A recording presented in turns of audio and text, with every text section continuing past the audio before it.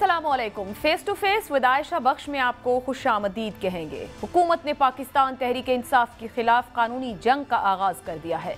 एक तरफ हुकूमत पाकिस्तान तहरीक इंसाफ पर बहसियत जमात पाबंदी के लिए सुप्रीम कोर्ट में डिक्लेरेशन फाइल कर रही है, तो दूसरी जानिब PDM ने इलेक्शन कमीशन के फैसले की बुनियाद पर इमरान खान की नाअहली के मामले को लेकर इसे इलेक्शन कमीशन में रेफरेंस दायर करने की तरफ बढ़ रही है। तीसरी जानिब स्पीकर कौमी असम्बली राजा परवेज अशरफ ने तोशाखाना की तफसीलात छुपाने पर इमरान खान की नाअहली के लिए रेफरेंस इलेक्शन कमीशन भिजवा दिया है। इस कानूनी जंग का क्या नतीजा निकलेगा और इस नतीजे के असरात क्या होंगे, इस पर बात करेंगे। जो सबसे अहम सवाल इस पूरे मामले में वो ये है कि सियासी जंग अगर कानून के ऐवानों में लड़ी जाएगी तो क्या सियासत मजीद बेतौकीर नहीं होगी? ये रिवायत जिसने भी डाली इसे अब खत्म होना चाहिए। इस अहम मौजू के अलावा कई दिनों बाद माशी मैदान से कुछ अच्छी खबरें आना शुरू हुई हैं। 3 दिन से रुपया इस्तेहकाम की जानिब गामजन है, जो हौसला अफजा तो है, मगर साथ ही ये सवाल भी पैदा होता है कि ये इस्तेहकाम क्या आर्जी है या अब इस इस्तेहकाम को कुछ दवाम मिलेगा। आर्मी चीफ भी माशी इस्तेहकाम के लिए कोशा हैं। अमरीकी नायब वजीर खारजा से राबते के बाद आर्मी चीफ ने सऊदी और इमाराती हुक्काम से भी राबता किया है और जल्द अच्छी खबर की तवक्को की जा रही है। आर्मी चीफ की कोशिशें कितनी समरबार रहेंगी, इस पर भी बात करेंगे। और फिर हुकूमत आखिर क्या कर रही है। प्रोग्राम के आखिर में जिक्र होगा दुनिया की सबसे बड़ी जेल का, मकबूजा कश्मीर का। आज यौम इस्तेहसाल भी मनाया जा रहा है, इस पर भी बात करेंगे। मगर आगाज करेंगे हम जो इस वक्त सियासी मामलात हैं, कानूनी तौर पर हल निकालने की कोशिशें जारी हैं। पाकिस्तान तहरीक इंसाफ की रहनुमा अंदलीब अब्बास साहिबा हमारे साथ मौजूद हैं, उनसे बात करेंगे। अंदलीब साहिबा, बहुत शुक्रिया। हुकूमत की जानिब से कानूनी तौर पर मामलात आगे बढ़ाए जा रहे हैं। इलेक्शन कमीशन की तरफ से जो फाइंडिंग्स आई हैं, जो रिपोर्ट दी गई है, पाबंदी के लिए कार्रवाई कर रही है हुकूमत। पॉलिटिकल पार्टी ऑर्डर के शिक 2, 5, 6, 17 का हवाला दे रही है, जो गुज़िश्ता रोज़ भी तय किया गया काबीना में।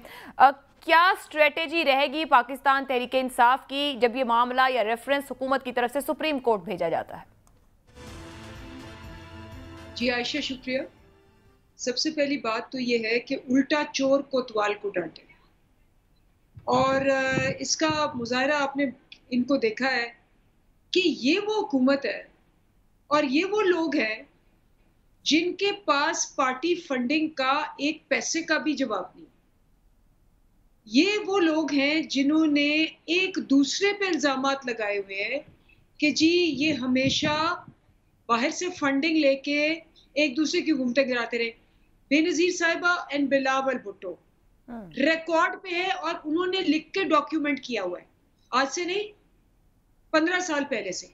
और PMLN ने आज तक उनको कंटेस्ट नहीं किया लिखी हुई बात को।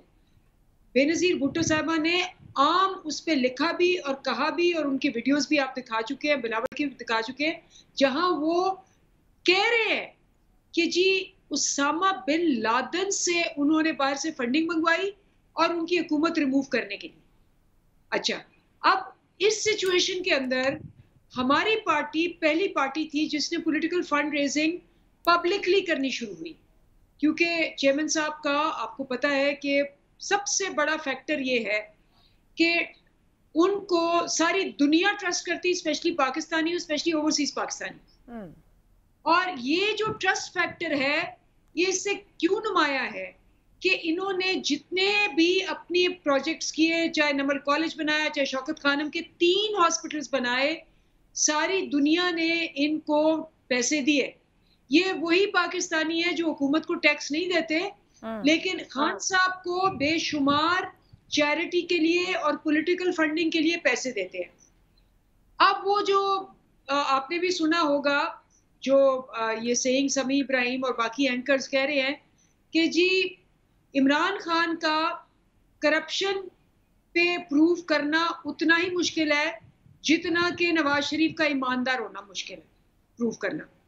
तो अब जब ये सिचुएशन है, एक इलेक्शन कमीशन आता है।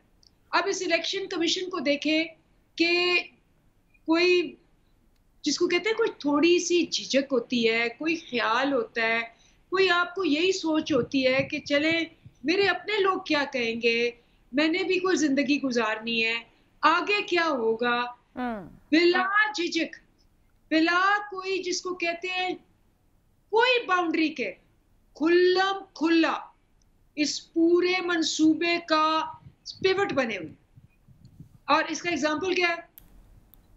इलेक्शंस हुए, बाई इलेक्शंस के अंदर हमने 8 पिटिशनें दी, मैं और डॉक्टर साहिबा और हमारी जो तंजीम थी सेंट्रल पंजाब की। तकरीबन आपने देखा होगा कि रोज की 17 पिटिशंस थी। उसमें 9 पिटिशंस जो थी इन्होंने बगैर वजह के, रूल में लिखा हुआ है, इन्होंने ओवरटर्न कर दी। 10-10 दिन रखी। कभी कह रहे हैं जी रिजर्व सीट पे नोटिफिकेशन नहीं करनी, कभी कह रहे हैं जी आपके जो हैं पोलिंग एजेंट्स वो बाहर से नहीं आ सकते।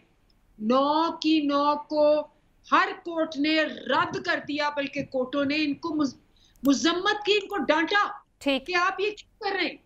अच्छा, कतई कलामी की माजरत अंदलीब साहिबा, ट्रस्ट फैक्टर है, नो डाउट, वोट बैंक मौजूद है। अब मामला यह है कि इलेक्शन कमीशन ने जो शो कॉज दिया है ममनुआ फंडिंग का, उस पर बुला लिया इमरान खान साहब को 23 अगस्त को कि वो पेश हुआ इलेक्शन कमीशन के सामने। एक तो ये फरमाइएगा कि क्या इमरान खान 23 अगस्त को इलेक्शन कमीशन के सामने पेश हो रहे हैं? दूसरा ये फरमाइएगा कि ये एक मामला नहीं है जहां पीडीएम चली गई है इलेक्शन कमीशन, जो मोहसिन शाहनवाज राजा ने डाला इलेक्शन कमीशन में, उसकी 18 को समाअत हो रही है। फिर तोशा खाना रेफरेंस इलेक्शन कमीशन को भेज दिया है, उस पर भी नाअहली मांग ली, खुद हुकूमत सुप्रीम कोर्ट जारी। ये जितने महाज खुले हैं कानूनी, क्या जो भी फैसले आएंगे आप उनको ट्रस्ट करेंगे या कोई स्ट्रेटेजी मौजूद है जब आप ये कहते हैं कि साबित करना ही मुमकिन नहीं है? पर वो तो पॉलिटिकल पार्टीज ऑर्डर के नीचे ट्राई कर रहे हैं, वो बता चुके हैं। देखिए, वो आप क्या, मेरा ख्याल है बच्चा समझ गया कि वो क्या ट्राई करें। पहले उन्होंने पूरा रिक किया कि जी इलेक्शन जीतने, ईवीएम बंद करवा दी। खुद इलेक्शन कमीशन के अपने 2022 तक के स्ट्रेटेजिक प्लान पे, और मैं कितनी दफा दिखा चुकी हूँ पेज नंबर ये भी, जिसमें लिखा हुआ है 2021 को वो इलेक्ट्रॉनिक वोटिंग मशीन इंट्रोड्यूस करेंगे, खुद लिखा हुआ है, उसको बंद करवा दिया। अच्छा, आई वोटिंग बंद करवा दी। उसके अलावा उन्होंने जो लिस्टों के साथ किया आपको भी पता है, एक कोई 40 लाख लोग, मतलब आप सोचिए दुनिया में हो सकता है 40 लाख जिंदा लोगों को वोटर के तौर पे मार दिया। और जब वो लोग जा के रोए पिटे तो कहा जी के टाइपो एरर हो गया।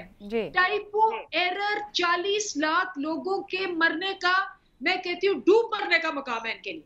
इनको तो सारा इलेक्शन कमीशन बंद कर देना चाहिए। लेकिन उसके बावजूद ये समझे कि ये सारी ताकतें मिलके 15 जमातें हैं, पुलिस है, चीफ इलेक्शन कमिश्नर है, इलेक्शन कमीशन का पूरा अमला है, टीचर्स हैं, इनका अपना ब्यूरोक्रेसी है, न्यूट्रल्स हैं, सारे मिलके इन्होंने हमें 20 सीटें। अंदलीब साहिबा, ये चीजें एक तरफ रखते हुए, क्या इमरान खान इलेक्शन कमीशन में पेश होंगे? क्या लीगली इतने पॉइंट्स पीटीआई के पास हैं कि वो सुप्रीम कोर्ट में इस केस को डिफेंड कर सकेगी अगर हुकूमत वहां जाती है? देखिए, इलेक्शन कमीशन, बिल्कुल, खान साहब आपको पता है उनका वकील पेश होता है। नहीं, अब इमरान खान साहब को बुलाया गया है, 23 अगस्त को उनको तलब किया गया है। तो ऐसे ही होता है, वो आप उन लोगों के नाम नोटिस पेश करते हैं बट उनके काउंसिल्स पेश होते हैं, ऐसे ही होता है। तो अब बात क्या है? अब बात बड़ी सिंपल है।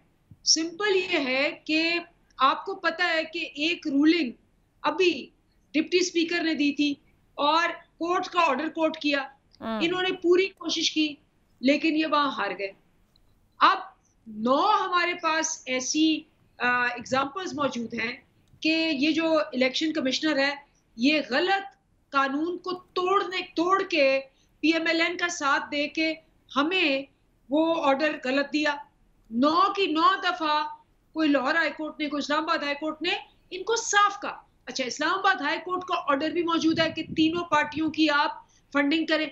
मैं तो कहती हूँ हमारे लिए जबरदस्त अपॉर्चुनिटी है। ये जो आपने रेफरेंस आज दोबारा दायर किया है, कल वाला तो वापस ले लिया था, जो आज दोबारा दायर किया है, क्या उसमें ये 9 निकात हैं या कौन से मजीद निकात शामिल किए गए हैं जो सुप्रीम जुडिशियल काउंसिल में दायर किया है? ये एक ओपन शट केस है। मैं कहती हूँ ये अपॉर्चुनिटी है पीटीआई के लिए, क्योंकि आप देखना क्या होगा, अब सबकी फंडिंग खुलेगी, क्योंकि वो तो कोर्ट ऑर्डर है।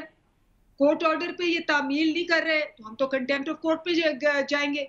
जब कंटेम्प्ट ऑफ कोर्ट में जाएंगे इनको खोलना पड़ेगा। जब खोलना पड़ेगा तो वो वही निकलेगा कि जी ये 10 करोड़ कहाँ से आए नवाज शरीफ के पास, जो कि उन्होंने लिखा हुआ है कि जी वो उनके हाथ में दे गए थे तो इसलिए उसका रिकॉर्ड नहीं है। ये वही जराए हैं जो इनके अभी तक फ्लैट्स का भी एक टोटा फूटा हुआ कागज नहीं मिला, इसका भी नहीं मिलेगा। और JUIF ने तो तख्ती लगाई हुई है अपने ऑफिस के बाहर के लिए, लिबिया ने फंडिंग की हुई है। अच्छा, बेनजीर साहिबा ने डॉक्यूमेंट किया अपनी बुक में कि उसामा बिन लादेन ने इनको फंडिंग की है। तो ये जब आपस में इनका खाता खुलेगा, ये इन्होंने हमारी मेहरबानी की है, आप देखना कि ये हमेशा की तरह ये इलेक्शन कर रहे थे ना, ये हमें एंड तक कह रहे थे कि आपकी 5 है, हमारी 15 है, आपकी 5 है, हमारी, देख लेना। उल्टा हुआ, अब देखना। मगर अभी एक गुफ्तगू है जो आपने भी शायद सुनी होगी, फौजिया कसूरी साहिबा की है, अगर मैं आपको ये सुनवाती हूँ, और क्योंकि आप लोगों की तो जमात के अंदर से अकबर एस बाबर कर, कसूरी भी कुछ कमेंट कर रही है कुछ फंडिंग को लेकर। अंतलीब साहिबा, ये जो फंडिंग का मामला है, इसको लेकर खुद पीटीआई की जमात के वो लोग जो सीनियर हैं, आगाज से साथ हैं, बानियों में शामिल हैं, वो सवाल उठाते हैं। पहली बात तो आपको भी पता है, let me make it very clear, ये वो लोग हैं जो पार्टी से निकाले हुए, ठीक है। अकबर एस बाबर पार्टी में मिसकंडक्ट की वजह से निकाला गया था, ठीक है, नंबर 1। और फौजिया कसूरी, आपको याद होगा जब उसने सीट नहीं मिली और उसने पार्टी के मुतालिक, आपको याद होगा आपके प्रोग्रामों में वो आई जी, बिल्कुल, रोई के सीट मिली, तो जब उनको सीट नहीं मिली, सबसे पहले जब आप इंटरव्यू करें, सवाल करें कि फौजिया आप माशाल्लाह आपको 25 साल बाद याद आया कि जी $1 लाख कहाँ गया? जिस दिन $1 लाख नहीं था, आपको पार्टी छोड़ देनी चाहिए थी। कितनी अजीब बात है कि सीट पे आपने पार्टी छोड़ दी और $1 लाख गायब हो गया और आपने पार्टी नहीं छोड़ी। ये तो बड़ी बुरी बात है कि आप ईमेलें देती रही और इतने बड़े लॉस। तो ठीक है अंतलीब साहिबा, आपकी गुफ्तगू ये बता रही है कि आप कानूनी तौर पर इतने इक्विप्ड हैं कि ये ममनुआ फंडिंग केस कोई पीटीआई को हर्ट नहीं करेगा। मुझे ये बता दीजिएगा कि इलेक्शन कमीशन, अगर इमरान खान साहब कह रहे हैं तब्दील ना हुआ तो सूबाई हुकूमतें नहीं छोड़ेंगे और 9 ज़िमनी इंतखाब पर वो खुद लड़ने जा रहे हैं, इसका मतलब है पीटीआई राइट नाउ इस गवर्नमेंट, इस निज़ाम का मुकम्मल तौर पर हिस्सा है। देखिए, हम इलेक्शंस तो लड़ेंगे क्योंकि ये इनको पता लग गया है और 9 नशिस्तों पर इमरान खान ही लड़ेंगे। वो कल्ला ही काफी है, आपने सुना होगा। मतलब और कोई इस काबिल ही नहीं है लड़ने के। दूसरा जाविया भी देखें। सुने जरा, आपके चैनल ने न्यूज दिया कि नून लीग वाले कह रहे हैं हम नहीं खड़े होंगे इसके खिलाफ, तो आप ये सोचे कि वो कल्ला ही काफी है। ठीक है, वो कल्ला काफी है, वो अकेला इनके 344 सीटों में काफी है। ठीक है, ठीक है अंतलीब अब्बास साहिबा, एक ब्रेक लेनी है, मुझे भी जल्दी से बढ़ते हैं। बहुत शुक्रिया आपका, आपने हमें आज प्रोग्राम में ज्वाइन किया।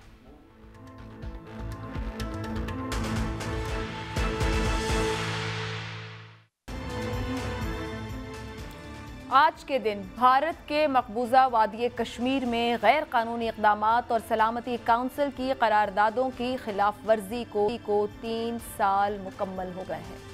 5 अगस्त 2019 को भारत की मोदी सरकार ने मकबूजा कश्मीर की खुसूसी हैसियत को मनसूख करते हुए इलाके का फौजी मुहासरा कर लिया था, जिसके बाद 6 मार्च 2020 को बंदी कमीशन और 31 मार्च 2020 को डोमिसाइल कानून के निफाज के अलावा मुसलमानों को अक़लियत में तब्दील करने और किसी भी रेफरेंडम के नताइज को मुतासिर करने के हतमी मकसद के साथ कश्मीर में नरेंद्र मोदी की घिनौनी साजिश के तहत आबादियाती तब्दीली जारी है।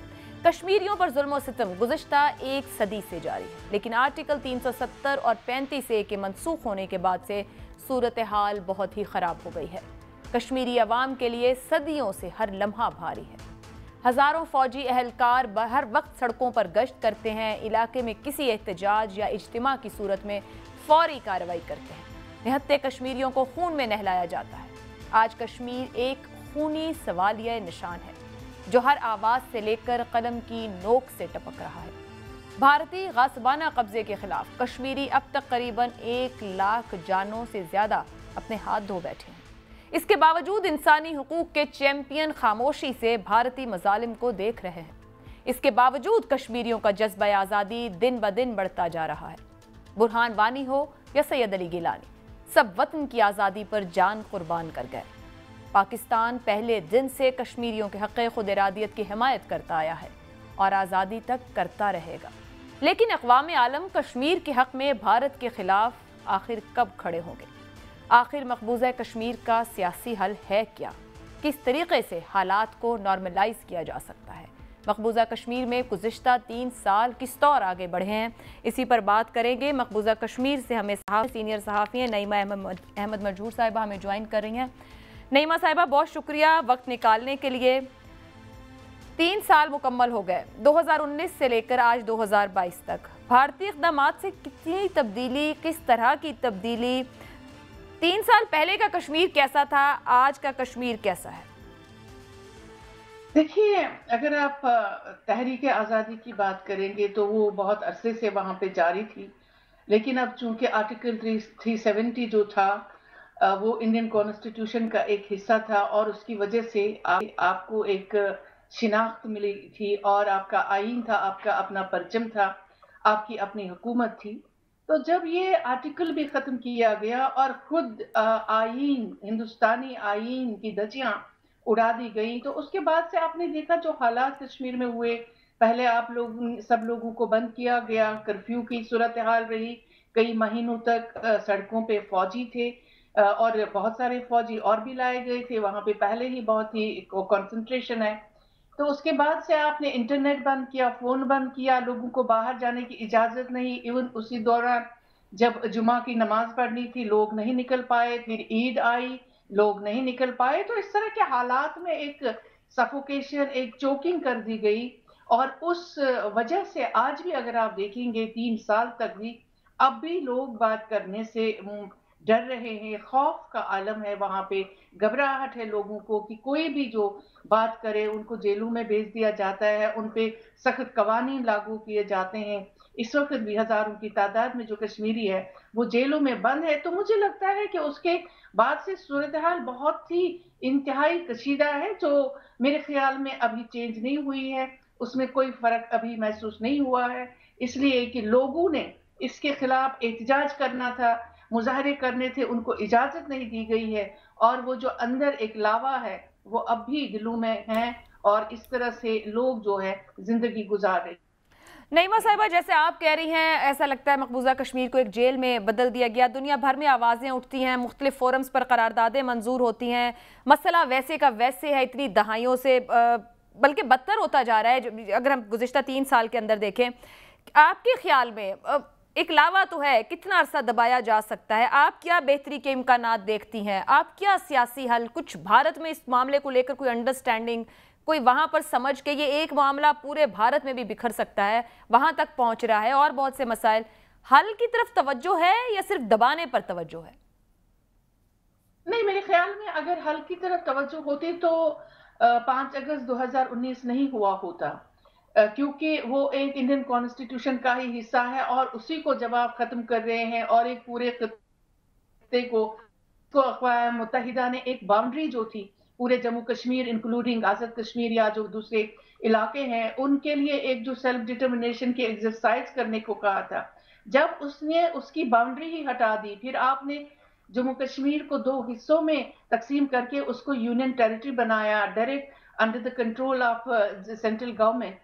तो उसके बाद से अगर आवाज उठनी थी आलमी बिरादरी से, वो कश्मीरियों ने नहीं देखी, बल्कि सब ने उस पर चुप साध ली, जिसकी वजह से मेरे ख्याल में हुकूमत भारत को भी लगा कि किसी की आवाज नहीं आई। हालांकि इतनी सारी ह्यूमन राइट्स वायलेशंस भी बहुत हुई हैं वहां पे, जिनका अभी तक पुरसान हाल नहीं है। लेकिन मुझे लगता है कि इंटरनेशनल कम्युनिटी की जो खामोशी है, तो उसकी वजह से मेरे ख्याल में भारत को लगा कि हम जो कोई इक़दाम कर सकते हैं उस पर कोई आवाज नहीं उठेगी। इसलिए आज तक आप देख रहे हैं कश्मीरी कितना भी चीखे, कितनी भी आवाज उठाएं, लेकिन अभी तक कोई सुनने वाला नहीं है। बैनुल-अक़वामी बरादरी की खामोशी की हर जगह मजम्मत है कि इतना बेबस क्यों है, मगर भारत की जानिब से कश्मीर में भारतीय शहरी अब जायदाद खरीद सकते हैं। गुज़िश्ता दिनों ऐसी खबरें भी वहाँ से रिपोर्ट हुई। क्या आप वहाँ से क्या बताएंगी? ग्राउंड फैक्ट, जो मुस्लिम अक्सरियत के इलाके हैं, क्या उनको अक़लियत में तब्दील करने की कोई कोशिश हो रही है? किस तरह की डेमोग्राफिकली चेंजेस की बात की जाए तो आप विटनेस कर रही हैं ऐसा कुछ वहाँ गुज़िश्ता कुछ अरसे में?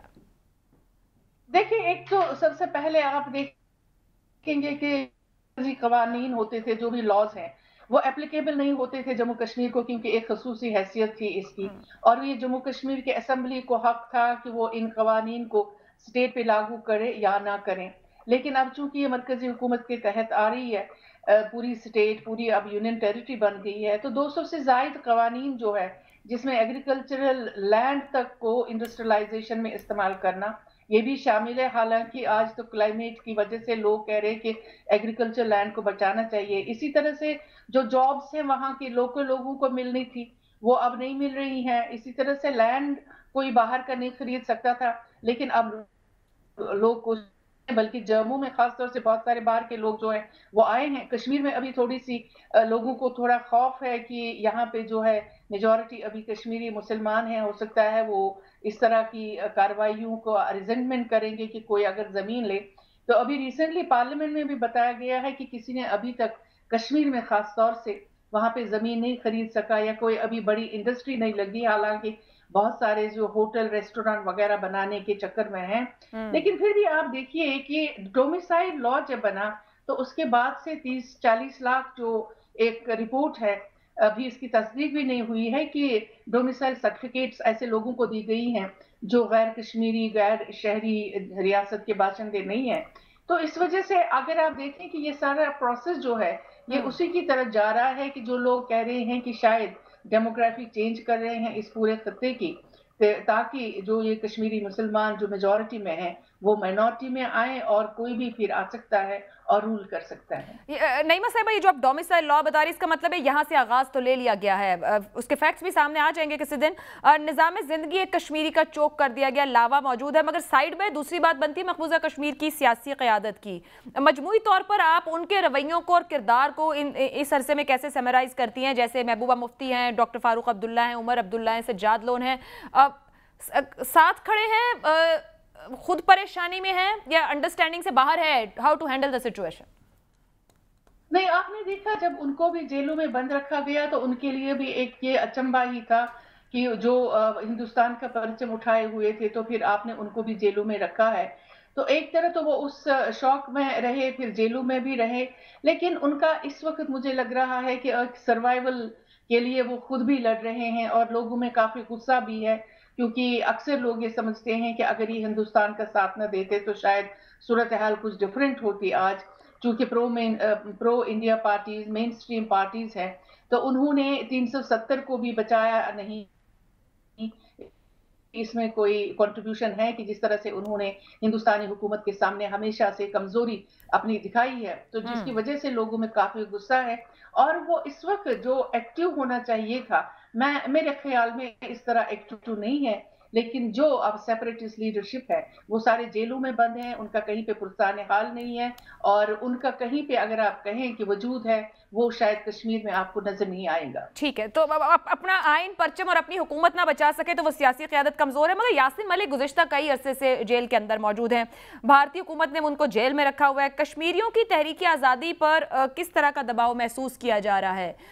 और फिर ये भी थोड़ा सा कि यासिन मलिक से इतना खौफजदा है एक बुजुर्ग सियासतदान और उनको अब तक जेल में रखा हुआ? जी देखिए ना, ये सारे जितने भी जैसे शबीर शाह हैं, यासीन मलिक हैं, दूसरे बहुत सारे ऐसे लीडर, मसरत आलम है, ये सारे जेलों में बंद रखे गए हैं। हो सकता है कि इनके साथ जेलों में बातचीत भी की जा रही हो कि भाई किसी तरह से आप मान जाओ और हिंदुस्तानी आइन को मान के आप आगे चलें, लेकिन मेरे ख्याल में ये सारे लोग ऐसे हैं, सारे लीडर ऐसे हैं जो किसी चीज पे कॉम्प्रोमाइज नहीं कर सकते। वरना तो यासीन मलिक का ये बहुत पुराना केस है, उसके बाद से उन्होंने हथियार भी हिंदुस्तानी इंटेलेक्चुअल्स के कहने पर ही, और वो गांधीयन प्रिंसिपल पे आ गए थे। लेकिन फिर भी मुझे लगता है कि ये कुछ लोग हैं जैसे यासीन मलिक समेत दूसरे कुछ लोग, ये बहुत ही एक स्ट्रॉन्ग रेजिस्टेंस की एक इलामत है जिसके लिए इनको शायद ये सजा दी जा रही है कि उनको किस तरह से टेम किया जाए, ताकि लोग भी समझ जाएं कि जब हम इनके लीडर्स को इस तरह से टेम करें तो लोगों का तो सवाल ही नहीं है। लेकिन मुझे नहीं लगता है कि आम लोगों में बहुत गुस्सा है, और कश्मीर ऐसी जगह है जहां पे कभी भी कोई मामूली चिंगारी हो तो वो आग भड़क सकती है। इस मसले को किसी तरह से हल करना होगा और इस पूरे खत्ते को बचाना होगा। नईमा साहिबा, जब आप उस पॉलिटिकल लीडरशिप की बात करती हैं जो जेलों में, तो आप स्ट्रॉन्ग रेजिस्टेंस की बात कर रही हैं, लोगों के गुस्से और लावे की बार बार बात करती हैं। आज 2022 है, दुनिया कश्मीर को कई दहाइयों से इसी हालत में देख रही है कि वो अपना आज़ादी का हक मांग रहे हैं, अपना इस्तेहकाक मांग रहे हैं। आपको लगता है जो 3 साल पहले इक़दाम लिया गया उसको रिवर्स करने का कोई ऑप्शन मौजूद है, या ये पॉलिटिकल लीडरशिप जो जेलों में है ये इस रेजिस्टेंस के साथ मौजूद है कि हमें किसी वक्त अचानक इस तरह का माहौल देखने को मिल सकता है कि कोई पॉलिटिकल इसका हल हो सकता है? तो वो क्या हो सकता है? नहीं, देखिए 2 ऑप्शंस हैं। एक तो अगर आपको आर्टिकल 370 रिस्टोर करना है, बल्कि जो पाकिस्तान की तरफ से बार-बार ये गवर्नमेंट की तरफ से जो एक इंडिकेशन दिया गया कि वो चाह रहे हैं कि 35A है, जिससे कश्मीरियों की अपनी शिनाख्त, अपना परचम, अपना आईन और लैंड राइट्स वगैरह जो रहेंगे, तो अगर वो रिस्टोर होगा तो मेरे ख्याल में ये सारे केसेस जो है इस वक्त सुप्रीम कोर्ट ऑफ इंडिया में हैं। तो अगर हुकूमत हिंदुस्तान चाहती इसको वापस करना है तो डेफिनेटली कोर्ट के जरिए इसको करवाया जा सकता है, और जिसपे बहुत जरूरी है कि उस पर इंटरनेशनल प्रेशर बहुत ज्यादा हो, ताकि गवर्नमेंट ऑफ इंडिया अगर खुद डायरेक्ट फेस सेविंग के लिए ना करे लेकिन कोर्ट्स के जरिए कराए। दूसरी बात है जो आजादी का सेंटिमेंट है, जिसमें रेजिस्टेंस लीडरशिप है या जिनको सेपरेटिस्ट लीडरशिप कहा जाता है, वो अभी जेलों में हैं, जो कश्मीर वादी से ताल्लुक रखते हैं, और जो पाकिस्तान के साइड पे हैं उनका भी हम कहीं नाम देख रहे हैं, वो भी इस तरह से डिसअपियर कर दिए गए हैं या हो गए हैं कि लगता है कि जैसे वहां भी इस लीडरशिप का कहीं नाम निशान नहीं है, और वो भी कुछ इस तरह से कोई रोल अदा नहीं कर रहे हैं कि अगर कश्मीर में वादी में लीडरशिप नहीं है तो आजाद कश्मीर में जो थी वो भी नजर नहीं आ रही है, ना तो उनका कोई रोल है। तो लगता है कश्मीरियों को बहुत मायूसी है इस चीज पे। बहुत कह रहे हैं कि बहुत जगह से बहुत तरह अपने लोगों से भी बहुत ज्यादा लेट डाउन हो गए हैं, लेकिन फिर भी मेरे ख्याल में कश्मीर में ये सेंटिमेंट जितना मजबूत है उसको जल्दी खत्म करना बहुत मुश्किल भी होगा, चाहे गवर्नमेंट ऑफ इंडिया हो चाहे कोई और मुल्क हो। बहुत शुक्रिया नईमा अहमद महजूर साहिबा ने हमें ज्वाइन किया प्रोग्राम में। और बात के आलमी फोरम्स पर करारदादें बहुत पास की जाती हैं, मगर कश्मीर एक सुलगता हुआ मसला इस खत्ते का, इसके हल के बगैर खत्ते का भी आगे बढ़ना मुश्किल रहेगा और आलमी बरादरी को इस पर तवज्जो देने की ज़रूरत है। मुझे इजाज़त दीजिए, अल्लाह हाफ़िज़।